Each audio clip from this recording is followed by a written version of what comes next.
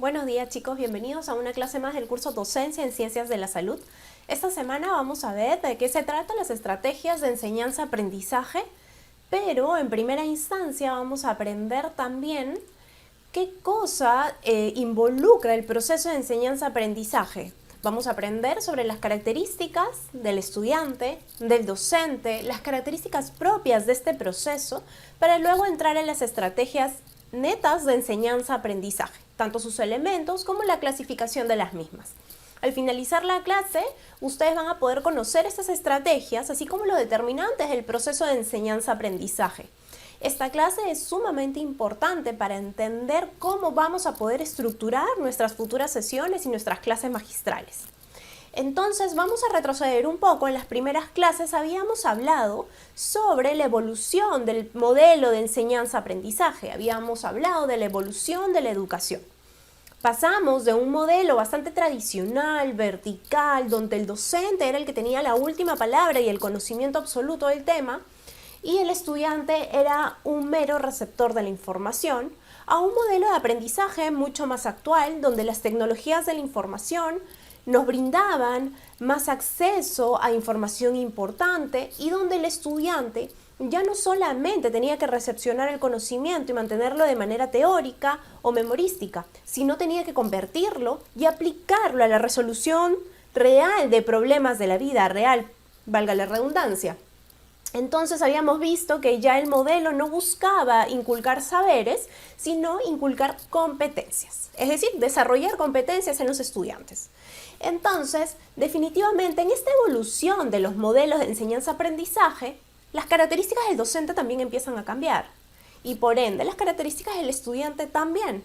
Antes las características eran bastante rectas en cuanto a un docente y el estudiante también tenía ciertas características que no permitían la interacción entre ambos. Con el nuevo modelo de aprendizaje se ve lo importante de que se mantenga esa interacción y por ende el docente empieza a tener otras características propias. Y también el docente, para poder tener un buen diseño de una actividad, de una clase o de una sesión, tenía que considerar las características propias del estudiante. Eso es lo que vamos a ver ahora. Cómo las características del estudiante pueden influenciar en el proceso de aprendizaje de él mismo y también cómo estas características propias del estudiante influyen en el proceso de enseñanza, es decir, influyen también en el docente y todas las actividades que éste realiza. Entonces, hay que iniciar con la premisa de que cada persona es única, individual y por ende no hay dos personas iguales. Pero ¿de dónde viene esa idea de que dos personas no son iguales y por ende sus procesos de enseñanza sus procesos de aprendizaje tampoco son los mismos? Básicamente se despliega del hecho de que nuestros cerebros no son iguales. Nuestros cerebros van a estar estructurados de una manera distinta en cada una de las personas y depende mucho del contexto en el cual se desarrolle y desenvuelve este cerebro para que pudiera adquirir ciertas habilidades y desarrollar también ciertas competencias. Todo esto influye en la forma en que la persona aprende. Cada cerebro es único, al igual que nuestros rostros no son repetibles y por ende tenemos que ver a cada uno de nuestros estudiantes como un ente individual, con características propias y por ende un proceso de aprendizaje distinto también. Cada cerebro va a cambiar en función a la experiencia vivida. Los estudiantes van a estar inmersos en un contexto social, familiar, completamente distinto entre ellos y por ende su cerebro va a cambiar en función a la experiencia que han vivido y también sus procesos de aprendizaje. El cerebro es bastante plástico, el cerebro se va a moldar en función a las experiencias y conocimiento que nosotros le brindemos a lo largo de nuestra vida y por lo tanto la edad no nos va a limitar en el proceso de aprendizaje. Todos tienen la capacidad de continuar aprendiendo algo. El cerebro va a adaptarse a estos momentos. Tal vez algunos se adaptan más rápidos que otros, pero eso no implica que puedan aprender. Pero ahí viene el trabajo del docente, cómo yo puedo analizar las características individuales de mi estudiante para poder moldear el proceso en función a sus necesidades. Además hay que entender que los cerebros van a conectar información nueva y vieja de manera interna. como cada estudiante ha tenido una formación distinta, ha tenido experiencias de vida distintas, ellos también van a conectar esta información nueva con la antigua de una manera completamente distinta. Cada estudiante va a obtener un resultado diferente, es decir, va a aprender de una manera completamente distinta al otro. Eso no implica que un estudiante sea mejor que el otro, simplemente implica que son diferentes y por lo tanto el docente necesita manejar estas necesidades de aprendizaje de la mejor manera. Y aparte, no solamente hablamos de la estructura cerebral, es distinta en cada uno de nosotros, sino también cada uno de nosotros va a tener una habilidad distinta, una inteligencia distinta. Cada uno de nosotros vamos a aprender de una forma especial o vamos a tener una habilidad muy diferente a la otra persona en cuanto a resolver problemas o aplicar conocimientos. Y acá se basa un poco en la teoría de Gardner, donde indica que la inteligencia puede dividirse hasta en 9 tipos. Van a haber personas que van a tener una habilidad o una inteligencia mucho más visual o espacial. Es decir, van a notar más las posiciones de los objetos en el contexto, van a poder analizar mejor las cosas de manera visual. Usualmente estas son las personas mucho más artísticas.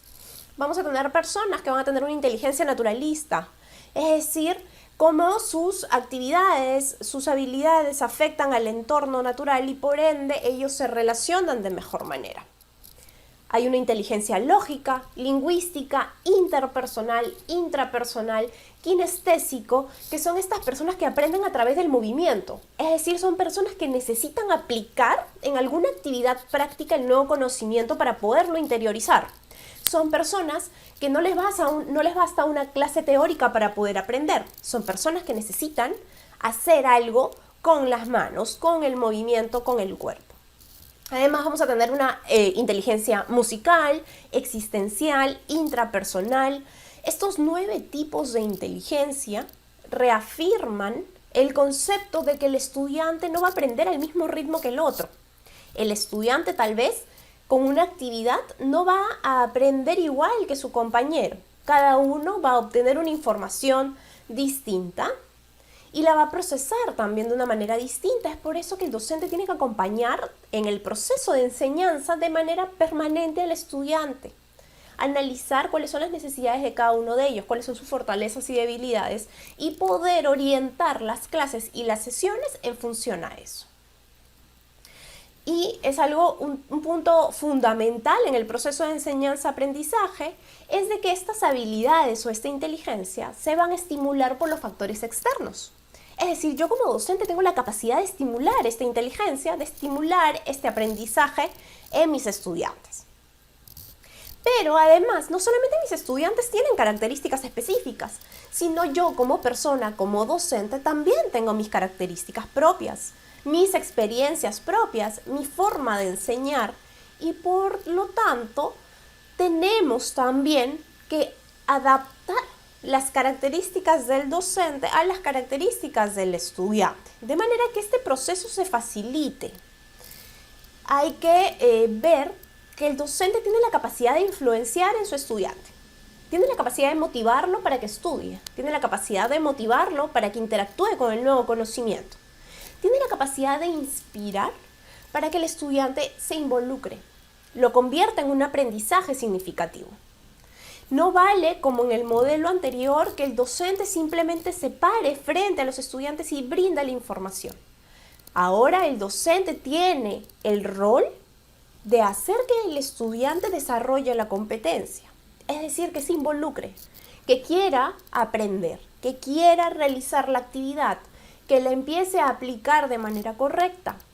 Por eso, el docente debe innovar en sus procesos de enseñanza. Como cada estudiante es distinto, yo a cada grupo de estudiantes le voy a plantear actividades diferentes para poder estimular su aprendizaje. No voy a poder replicar la misma clase en un grupo de estudiantes de 19 años como en un grupo de estudiantes de 35. Cada uno va a tener sus características, no solamente por la edad, sino por las experiencias vividas. Entonces, el docente siempre tiene que tener en la cabeza que debe innovar, debe inspirar, debe crear nuevos procesos. Pero para esto tiene que investigar a fondo, tiene que estar actualizado en los conocimientos y debe también tener una facilidad de comunicación. Transformar las cosas tan teóricas, tan científicas, tan duras en conocimiento, en un lenguaje mucho más asimilable por los estudiantes, para que ellos se puedan involucrar mucho más. Entonces, en realidad el proceso de enseñanza-aprendizaje es este proceso dinámico donde las necesidades de conocimiento se encuentran con las experiencias propias del estudiante y se encuentran con la adquisición de un nuevo conocimiento. Estas personas con sus propias necesidades y experiencias adquieren este conocimiento y solo si lo logra transformar en un comportamiento específico, estamos hablando que este proceso de enseñanza-aprendizaje fue efectivo. Porque ¿qué es lo que buscamos cuando enseñamos? Buscamos un cambio de comportamiento, es decir, la aplicabilidad de este conocimiento teórico en la práctica. Si no hay una transformación del comportamiento de nuestro estudiante, este aprendizaje ha fallado. Y más adelante vamos a ver cuáles son esos factores que me van a llevar a que este proceso no se dé de la manera correcta. Entonces, recuerden, enseñanza es dar algo. Aprendizaje es recibir algo. Es por eso que estos dos puntos se encuentran y se complementan. El docente es el que enseña, el estudiante es el que aprende y este proceso se va a facilitar a través de las estrategias y métodos de enseñanza-aprendizaje. ¿Y quiénes son los que van a guiar el proceso? El docente, porque el docente guía, asesora, facilita y retroalimenta el aprendizaje del estudiante, siempre teniendo en cuenta los logros y objetivos de aprendizaje que se hayan planteado en esa sesión. Recuerden, los objetivos es la hoja de ruta para todas nuestras actividades. Cuando yo tengo los objetivos claros de lo que quiero enseñar y lo que quiero lograr en mi estudiante, todas las actividades, todas las estrategias deberían responder a que mi estudiante logre ese objetivo, alcance esa meta específica. Entonces, habíamos hablado un poco de qué se trataba este proceso de enseñanza-aprendizaje. En realidad, este proceso va a tener 5 elementos y todos estos se relacionan. Vamos a encontrar una necesidad de aprendizaje de la sociedad, que a través de la transmisión de nuevos conocimientos se van a encontrar con sus experiencias propias y se van a generar nuevos conocimientos. Recuerden, la persona tiene la habilidad de juntar la información antigua con la información nueva. Hay un puente, se genera una conexión que junto a las experiencias vividas antiguas o nuevas, este conocimiento se empieza a transformar y se generan nuevos conocimientos. Se fijan en la estructura mental, es decir, en las estructuras cerebrales, y se transforma en un nuevo comportamiento.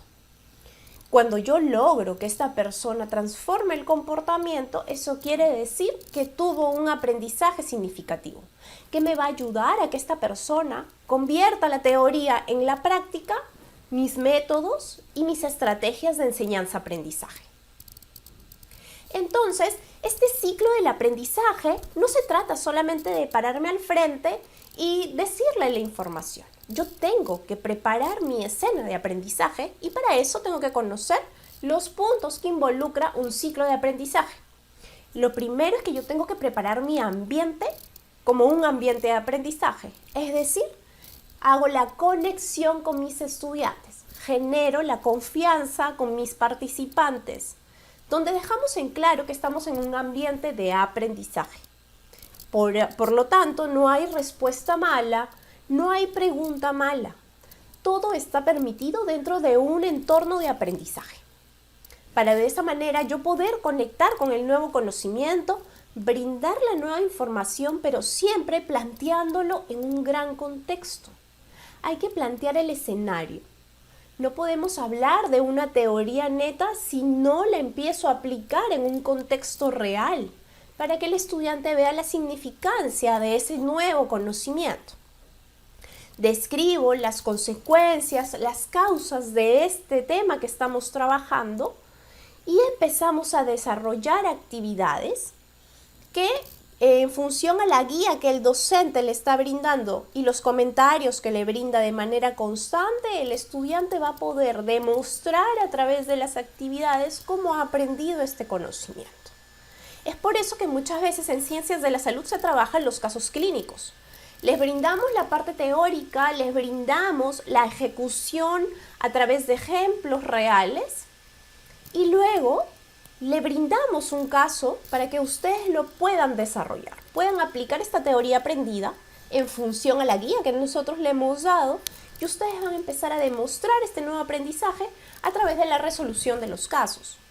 Una vez de que el estudiante logre resolver el problema, nosotros tenemos que hacer una revisión de este producto siempre con las ganas de retroalimentar al estudiante. Darle sus puntos de mejora, sus oportunidades de mejora, indicarle qué falló de manera que ellos puedan hallar el punto que los llevó a esa pequeña falla y cómo lo pueden mejorar. Se les apoya desde la parte de la reflexión incluso de sus actos, para que ellos comprendan cuáles fueron estos puntos débiles y los puedan mejorar. Esa es una adecuada retroalimentación.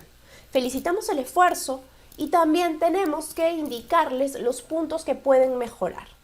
De esta manera el estudiante va a poder aplicar también estas oportunidades de mejora más adelante. Habíamos hablado que este ciclo del aprendizaje podía ser deficiente. Podía ser que el estudiante no aprenda lo que queríamos que aprenda. Y esto se debe no solamente a factores netos del docente, es decir, no solamente están involucrados los factores didácticos, es decir, si mis metodologías fueron adecuadas, si de repente yo solamente me centré en brindar la información y me olvidé que el estudiante lo ejecute. De repente algunos materiales en la institución no me permitieron llevar el mensaje correcto y el estudiante no pudo aprender. Hay que ver que el estudiante también es un ente social y por ende hay otros factores que pueden influenciar en su aprendizaje. Por ejemplo, si ese estudiante está con problemas socioeconómicos, si este estudiante tiene problemas fisiológicos que imposibiliten el aprendizaje, o hay problemas de nivel social también involucrados, de nivel psicológico. La persona no va a dejar de ser un ente social. El estudiante no deja de estar expuesto a factores externos. Entonces nosotros, dentro de este proceso de enseñanza-aprendizaje, no solamente tenemos que evaluar nuestras estrategias y nuestros métodos para facilitar el proceso, sino también hay que evaluar al estudiante y analizar el gran contexto. ¿Qué sucedió? ¿Por qué este ciclo falló? ¿Qué cosa podemos mejorar desde ambas partes? Entonces, uno de los grandes factores para que este ciclo de aprendizaje no se rompa y no llegue a ser deficiente es la motivación del estudiante. El estudiante puede estar pasando por miles de temas y problemas ajenos a la parte educativa. Y solo la motivación de este estudiante por aprender va a hacer de que este ciclo no se rompa. ¿Qué es lo que debemos buscar entonces en cada clase y en cada sesión? Motivar a que el estudiante entienda por qué es importante adquirir este nuevo conocimiento. Es decir, que este aprendizaje sea significativo en su vida.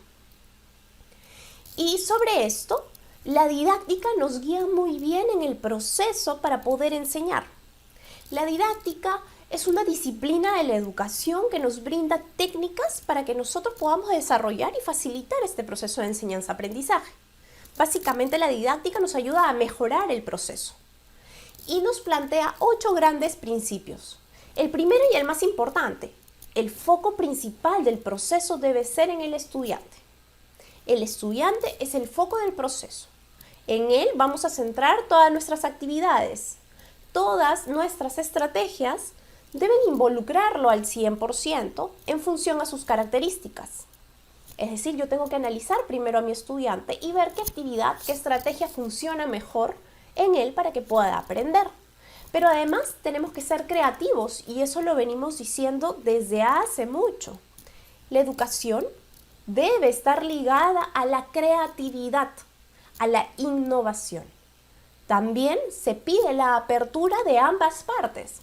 La apertura del docente para tener nuevas formas de enseñanza y la apertura del estudiante para también poder aceptar diferentes formas de aprendizaje. La socialización, es decir, actividades que permitan la interacción del estudiante con sus pares, es sumamente importante. Una buena comunicación entre el estudiante y el docente va a permitir una mejor motivación, que haya un mejor intercambio de emociones, de experiencias, y por ende este proceso sea mucho más fácil y más dinámico. Además, hay que siempre tener actividades que apliquen los conocimientos adquiridos. Nunca tengamos una clase o una sesión netamente teórica. Hagamos algo para que ellos puedan aplicar este conocimiento. Desde el lado del análisis crítico, por ejemplo, hasta el desarrollo neto de una habilidad práctica. Entonces es muy importante que estos 8 principios de la didáctica los tengamos siempre en cuenta. Entonces, ¿qué son estas estrategias de enseñanza-aprendizaje? Van a haber estrategias de enseñanza donde el docente es el eje fundamental y él, a través de estas estrategias, va a promover el aprendizaje significativo. Son actividades conscientes que el docente selecciona para poder facilitar el proceso. Versus las estrategias de aprendizaje, que son también actividades intencionales del estudiante. Conductas, pensamientos que lo ayudan a que pueda adquirir mejor estos conocimientos, almacenarlos, procesarlos y aplicarlos. Todo esto me va a llevar al aprendizaje significativo. Dentro de las estrategias de enseñanza-aprendizaje vamos a tener diversas. Y como toda actividad o como toda herramienta va a tener diferentes objetivos, diferentes finalidades. Vamos a tener algunas estrategias de enseñanza-aprendizaje que se van a dividir según el momento de uso. Es decir, algunas van a usarse en la parte de la apertura de la clase o de la sesión, otras durante el desarrollo y van a haber otras orientadas para el cierre de la clase. Y así como se dividen según el momento de uso, pueden dividirse también según el propósito pedagógico, la modalidad de enseñanza y la persistencia. Vamos a ver ahora un poco sobre las estrategias de enseñanza-aprendizaje según su momento de uso. De esta manera es mucho más sencillo poderlas ubicar dentro de una sesión estructurada de clase magistral o sesión educativa. Según su momento de uso, vamos a tener las que se utilizan al inicio. Estas son conocidas como las preinstruccionales. Básicamente, preparan al estudiante en relación al tema que vamos a tratar. Activan el conocimiento previo, recopilan saberes previos y también experiencias previas del estudiante sobre el tema. Además, también nos permiten motivar al estudiante al inicio de la clase. Estas estrategias pueden tener una sola, ambos puntos, motivar y recopilar saberes previos. Segundo grupo son las coinstruccionales, son las que se brindan durante la sesión y básicamente tienen el rol de construir el conocimiento, apoyar el proceso de enseñanza-aprendizaje e incluso ayudan al estudiante a mejorar la interacción y a mejorar la construcción del conocimiento. Al finalizar la sesión se pueden utilizar otras estrategias que se llaman las post-instruccionales. Estas se dan al término de la clase y permiten que el estudiante pueda sintetizar la información, generar conclusiones, resumir la información brindada durante toda la clase. Vamos a tener que según este momento de uso, las que se utilizan al inicio de la clase, las preinstruccionales, nos va a ayudar a motivar. Y nos va a ayudar a motivar al estudiante a que se involucre más en el tema si generamos dos cosas. Primero, recolectamos saberes previos y segundo, generamos emoción o motivación en el tema. ¿Cuáles son dos grandes estrategias aquí? Primero, los objetivos. Al momento que iniciamos la sesión, nosotros siempre tenemos que brindar los objetivos de aprendizaje o el logro de la sesión. De esta manera, yo genero expectativas en mi estudiante. Esta es una estrategia de enseñanza-aprendizaje preinstruccional que genera motivación y expectativas. Pero también vamos a tener un grupo de estrategias de enseñanza-aprendizaje que se denominan los organizadores previos.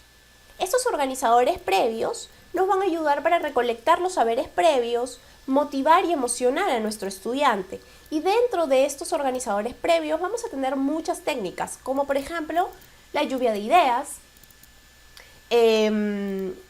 las encuestas al inicio, los pretest, los sondeos, que ayudan a ver un poco más cuánto conoce el estudiante sobre el tema.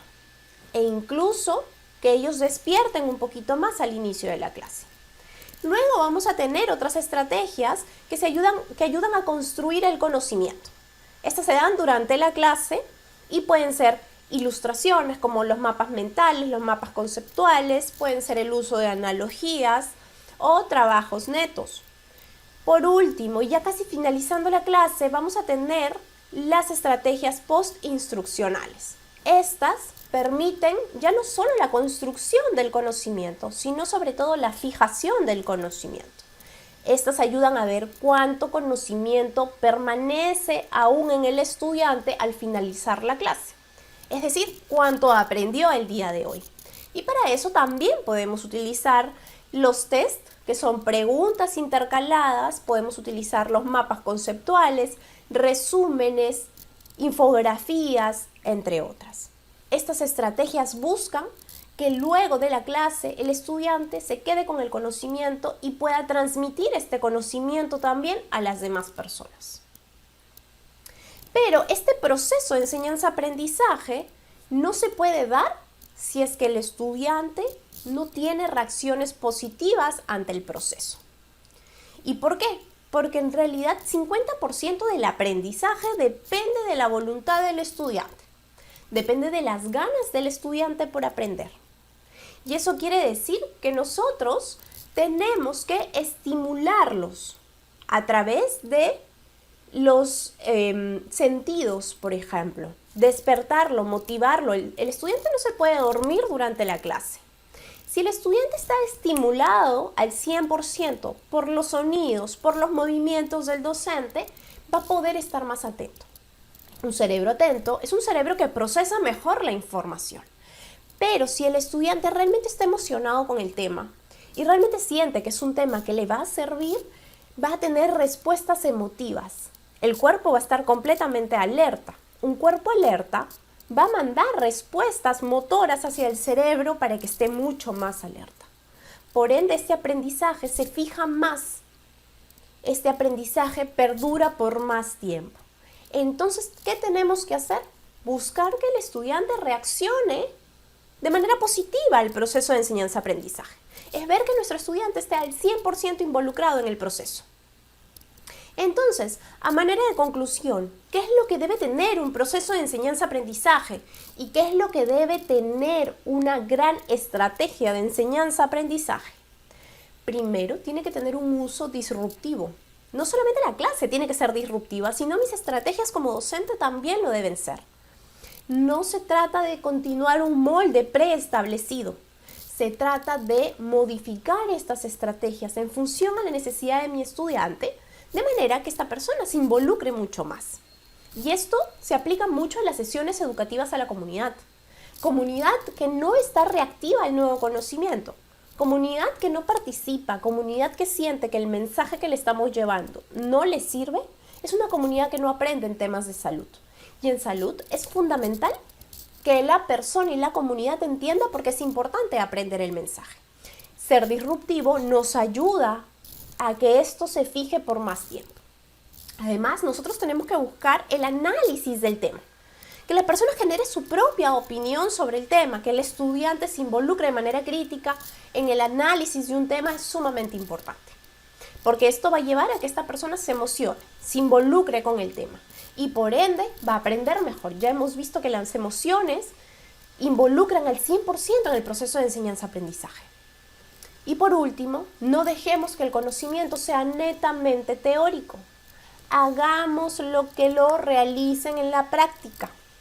Una sesión o una clase que no tiene un eje práctico es una clase que no es efectiva.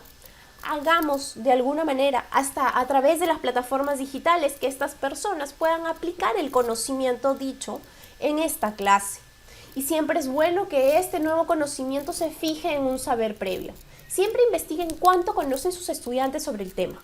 ¿Qué cosa pueden venir ellos investigando por su cuenta propia? De manera que yo les dé algo nuevo, que yo les brinde un mensaje nuevo, algo realmente significativo. Si no, voy a repetir lo que él ya conocía y por ende ambas personas perdieron tiempo. El proceso de enseñanza-aprendizaje es muy bonito. Nosotros tenemos que conocer cada uno de sus elementos, hacerlo nuestro y mejorarlo. Recuerden, la clave es ser disruptivos, es ser innovadores, es ser creativos y sobre todo involucrarte al 100% como docente, como facilitador en el proceso de enseñanza. De esa manera, tu estudiante va a poder reaccionar de mejor manera, de manera más positiva y se va a conectar contigo. Espero que les haya gustado la clase de hoy. Nos vemos más tarde.